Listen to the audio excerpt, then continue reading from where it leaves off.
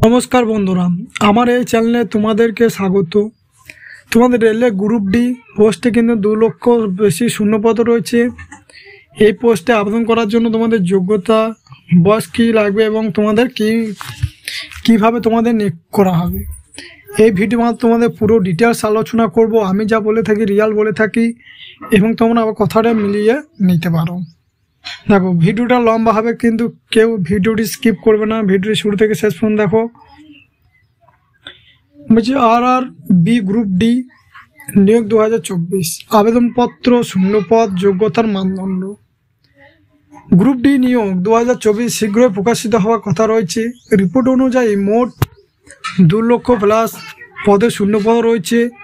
আবেদন করার জন্য বয়স সীমা কী রয়েছে দেখো, পরীক্ষা ও ওভারভিউ। তোমাদের মোট শূন্যপদ রয়েছে 2 লক্ষের কাছাকাছি, তোমাদের শূন্যপদ রয়েছে।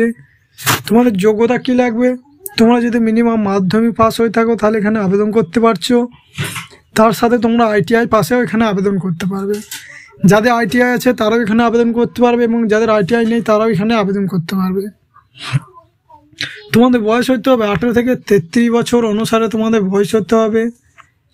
নির্বাচন প্রক্রিয়া তোমাদের কী কী রয়েছে, কম্পিউটার ভিত্তিক পরীক্ষা হবে, শারীরিক দক্ষতা পরীক্ষা হবে, এরপর তোমাদের নথি যাচাইকরণ, এরপর তোমাদের মেডিকেল পরীক্ষা।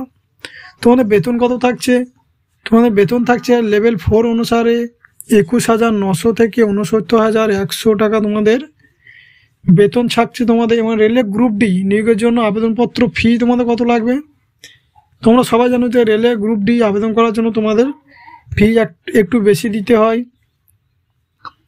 যারা SC ST EWS বা ওমেন রয়েছে, PWBD রয়েছে, তাদের জন্য 250 টাকা ফি দিতে হবে। এবং যারা সাধারণ OBC রয়েছে তাদের 500 টাকা আবেদন ফি দিতে হচ্ছে। এটা তোমাকে অনলাইনের মাধ্যমে পেমেন্ট করতে হবে।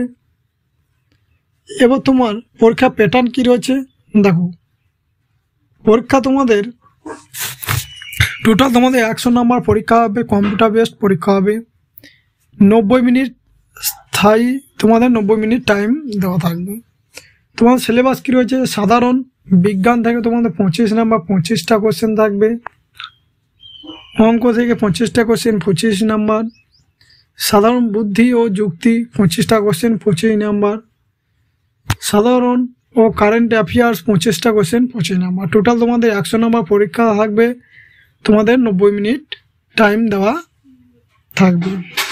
তোমাদের আবেদন করার জন্য প্রয়োজনীয় কাগজপত্র তোমাদের কি কি রেডি করে রাখতে হবে দেখো, তোমাদের ITI সার্টিফিকেট বা 10 ক্লাস তোমাদের সার্টিফিকেট, মার্কশিট, পরিচয় প্রমাণপত্র হিসেবে Aadhaar card, PAN card, voter card ইত্যাদি একটা যে কোনো একটা লাগবে, পাসপোর্ট সাইজ ফটো, সিগনেচার, জাতিগত শংসাপত্র, PWD যাদের সার্টিফিকেট রয়েছে তারা এখানে দেবে। এরপর তোমাদের যোগ্যতা অনুসারে তোমাদের পোস্ট অনুসারে তোমাদের যোগ্যতা লাগবে। যারা কমেন্ট করছো যে ITI নেই আমরা অ্যাপ্লাই করতে পারবো, হ্যাঁ তোমরা এখানে আবেদন করতে পারবে ITI ছাড়াও।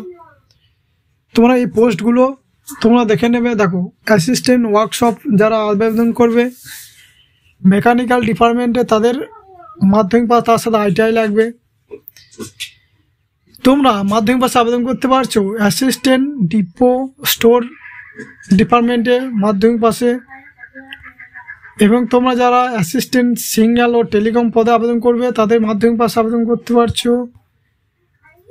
এরপর তোমাদের মাধ্যমিক পাশে তোমাদের আবেদনগুলো তোমাদের দেখালাম, এইসব পদে তোমরা মাধ্যমিক পাশে আবেদন করতে পারছো। তোমাদের বয়স কি থাকতে হবে, যারা জেনারেল রয়েছে তারা 33 বছর পর্যন্ত এখানে আবেদন করতে পারছো। OBCরা 36 বছর, SC STরা 38 বছর পর্যন্ত এখানে আবেদন করতে পারছো।